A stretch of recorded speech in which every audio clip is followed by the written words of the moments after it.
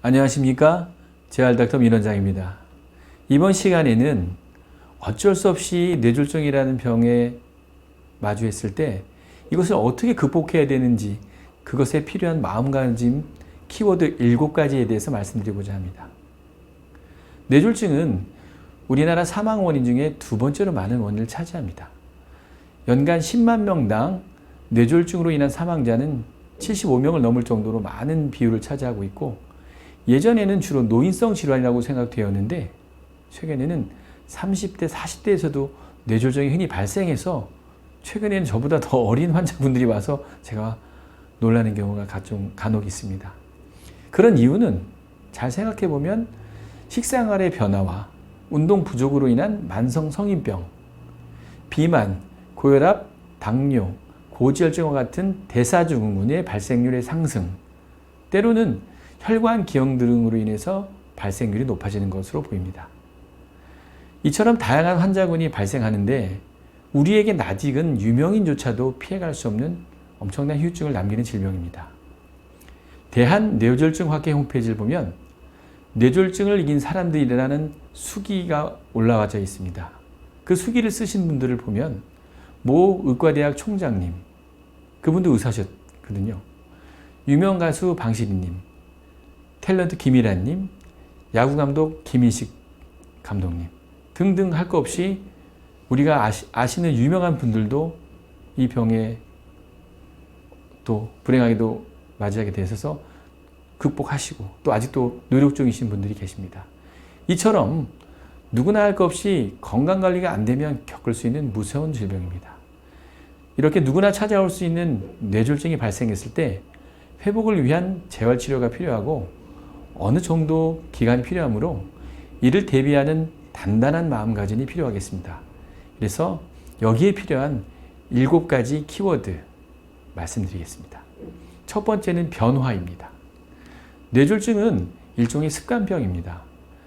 고혈압, 당뇨, 심장병이 있는 경우는 뇌졸중의 위험률이 증가하는데 이러한 기저질환 여부보다는 현실적으로 이를 얼마나 더 잘 관리하는지가 핵심이겠습니다. 그래서 본인의 위험 요인을 사전에 파악해서 기저질환 관리를 잘 하고 흡연, 음주, 불규칙한 생활 습관, 스트레스, 운동 부족을 근본적으로 변화시키는 것이 중요하겠습니다. 두 번째는 긍정입니다. 이것은 불행 중 다행이구나 하는 생각을 말씀드리는 겁니다. 고통스러운 재활의 과정 중에 누구나 포기하고 싶은 마음이 생길 겁니다. 때로는 우울감이나 부정적인 생각이 떠오르는 것은 너무나 당연합니다. 그러나 포기하면 다시는 그리운 집과 가족, 친구, 동료들 곁으로 돌아가기 어렵다는 점을 명심하셔야 됩니다. 긍정은 지금보다 더 나은 내일을 열겠다는 의지입니다. 유사한 병변이 위치라 하더라도 훨씬 더 예후가 안 좋은 경우가 다수입니다. 나는 거기에 비하면 참 운이 좋구나. 이제라도 잘 피해갔으니 좀 회복을 해서 다시 그리운 집과 친구 곁으로 돌아가겠다는 의지를 되살리는 것이 긍정의 가장 중요한 요점이겠습니다. 재활치료를 적극적으로 받으라고 하는 경우는 기능 회복의 가능성이 높다는 얘기입니다. 세 번째로는 운동입니다. 뇌졸중을 이긴 사람 중에서 운동을 게으리한 사람은 거의 없습니다. 재활 초기 과정에서는 병원의 전문적인 시스템의 도움을 받으시는 것이 좋습니다. 그리고 그 이후 퇴원에서는 꾸준히 자기만의 운동을 루틴으로 시행하셔야 됩니다. 운동은 신경의 회복은 물론 고혈압, 당뇨, 스트레스 관리에 큰 도움을 줍니다. 네 번째로는 사랑입니다. 뇌졸중을 이겨내는 원동력은 가족의, 신앙, 자기의 공통적인 사랑이 같이 들어가 있습니다. 뇌졸중을 앓고 장애가 발생하면 자신이 쓸모없는 존재라는 생각에 빠지기 쉽습니다. 이럴 때에는 가족의 사랑과 지원이 필요하고 절실합니다. 그러나 무조건적으로 환자의 요구를 받아주면 오히려 의존적일 수 있으니 주의하셔야 됩니다. 재활은 독립적인 능력을 키워주는 훈련이기 때문입니다. 다섯 번째로는 감사입니다. 뇌졸중 발병 이전에는 지나치게 경쟁적이고 성공지향적인 가치관을 갖게 됩니다. 그러나 우리가 깨달아야 되는 것은 발병 이후에는 가족의 소중함, 나눔과 봉사의 의미를 알게 되고 범사에 감사하는 마음을 가지게 되는 것이 중요합니다. 감사의 마음 하나만으로도 인생을 바라보고 살아가는 가치관이 변할 수 있습니다. 6번째로는 시기입니다. 공부도 다 때가 있고 재활도 다 때가 있습니다. 발병 초기 6개월이 1차적으로는 가장 중요한 내 기능 재생의 시기입니다. 어느 때 재활을 집중적으로 하느냐에 따라서 일상의 복귀나 자립도에 큰 차이를 보일 수 있습니다.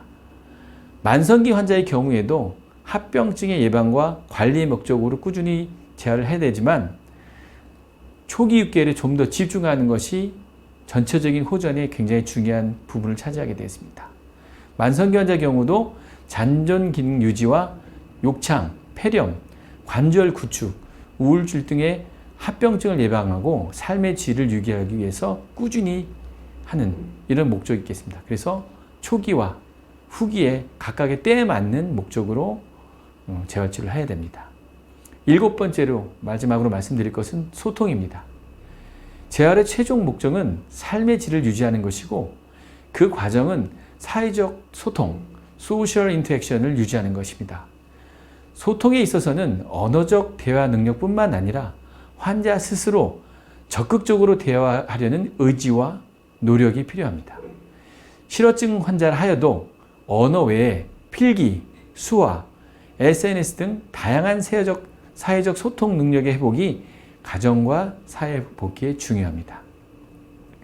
마지막으로 말씀드리고 싶은 것은 질병에 걸리지 않는 게 제일 좋겠지만 어쩔 수 없이 뇌졸중을 겪게 되는 상황에서는 위와 같은 7가지의 마음가짐으로 잘 극복해내어 집과 사회로 돌아가는 것이 중요하다는 말씀을 다시 한번 강조드리며 환우분들의 쾌유를 기원합니다. 감사합니다.